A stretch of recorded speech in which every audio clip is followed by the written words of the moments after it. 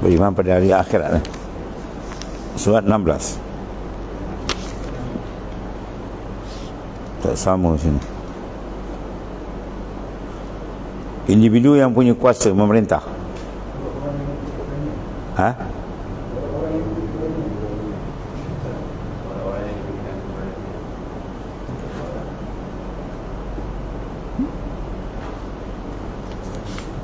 Keberanian dan kekuatan.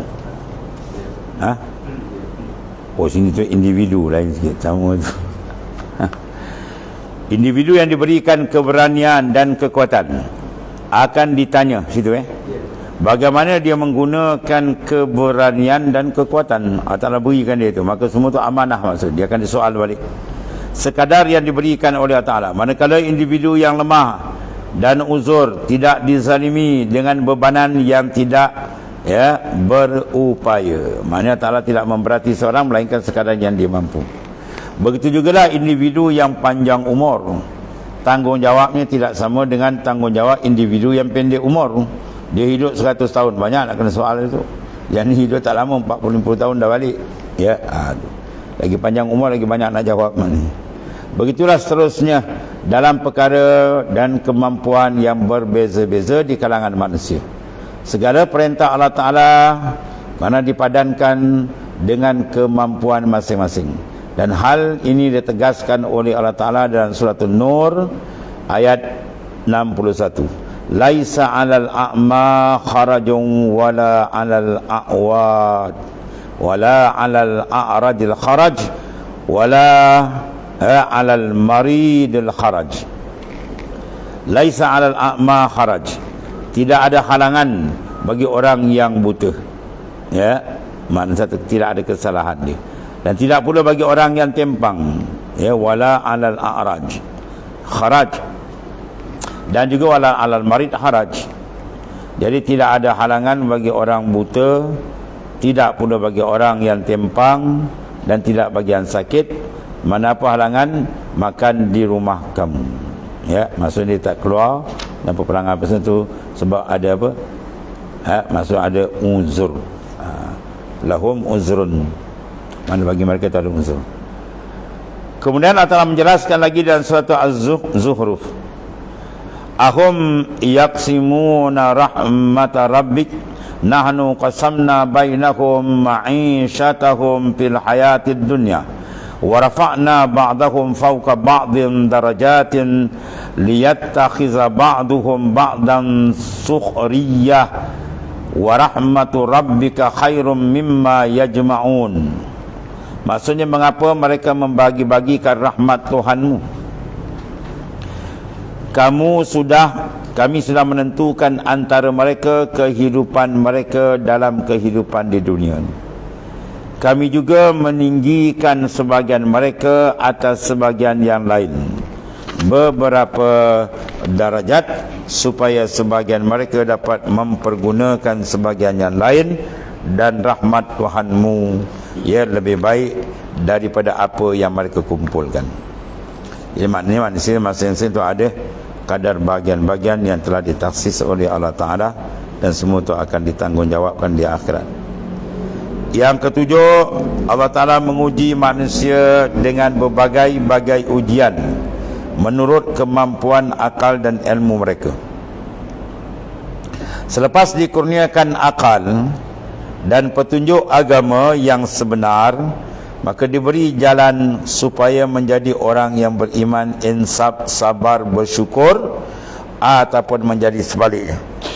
Oleh itu Allah Ta'ala Maha Adil, memberi balasan yang cepat di dunia ini untuk balasan ataupun balasan di akhirat.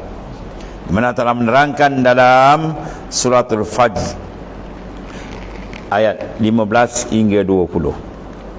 Fa ammal insanu iza mabtalahu rabbuhu fa akramah wa na'amahu fa yaqulu rabbi akraman wa amma iza mabtalahu fa qadara alayhi rizqahu fa yaqulu rabbi ahanan kalla bal la tukrimuna al-yatim wa la tahadduna ala ta'amil miskin wa ta'kuluna at-turatha aklan lamma wa tuhibbunal mala hubban jamma.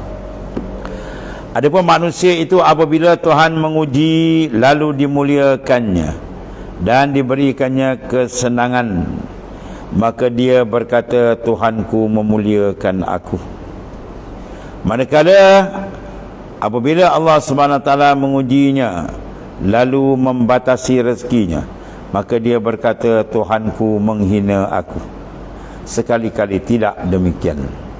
Sebenarnya ia berlaku kerana kamu tidak memuliakan anak yatim, ya, kamu tidak saling mengajak memberi makan orang-orang miskin, kamu memakan harta pusaka dengan cara bercampur gaul mana halal dan haram, dan kamu mencintai harta benda dengan kecintaan yang berlebihan.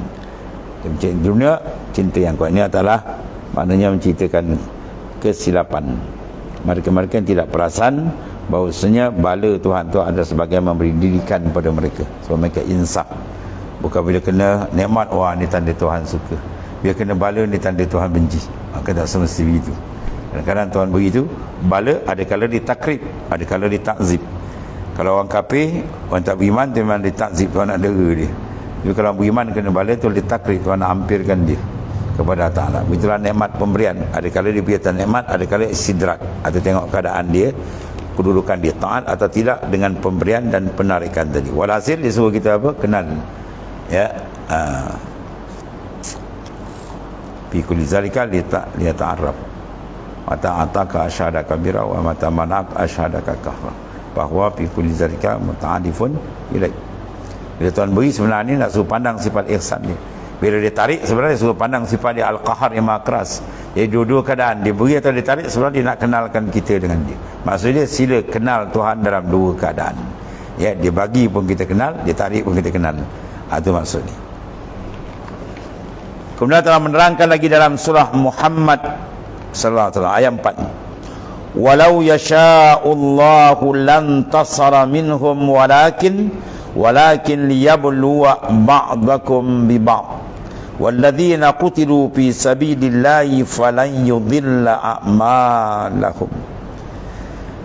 Jika Allah Ta'ala menghendaki, tentulah dia membinasakan mereka dengan tidak perlu kamu memerangi. Kata anak jahanam orang kafir sekali tu kelip mata kan. Dia hantarkan dia ribut, pusing, habis terus. Ya, dibelahnya bumi tenggelam semua sekali. Macam-macam cara dengan ringkas sekejap sekelip mata boleh. Dia katalah nak membinasakan musuh sekelip mata boleh, tetapi dia hendak menguji kesabaran kamu menentang golongan yang kufur. Ya, hikmat dia supaya nak uji, dan hikmat juga dia nak beri tawaran dapat syahid.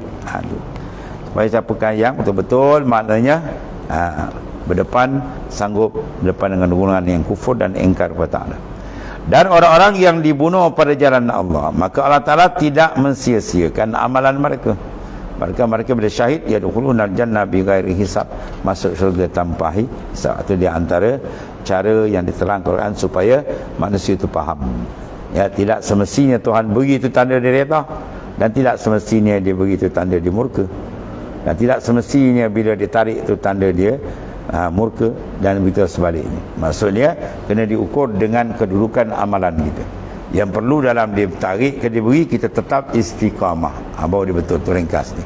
Tapi kalau dia tarik atau dia beri ke, kita tak istiqamah, lari daripada dia, itu dia panggil istidrak atau permuaan yang menyebabkan seorang insan tu akan menjadi rosak, habis. Kemudian Allah Ta'ala menerangkan lagi setelah pada ayat, am hasibal ladzina fi qulubihim marad an la yukhrijallahu adghanahum ila akhir ayat. Sadaqallahu azim. Ada insyaAllah kalau panjang umur pakai. Selamat berpuasa. Bismillahirrahmanirrahim. Alhamdulillah rabbil alamin. Sayyidina Maulana Muhammadin ala Allahumma alhamdulillah. Subhanakallahumma wa bihamdika.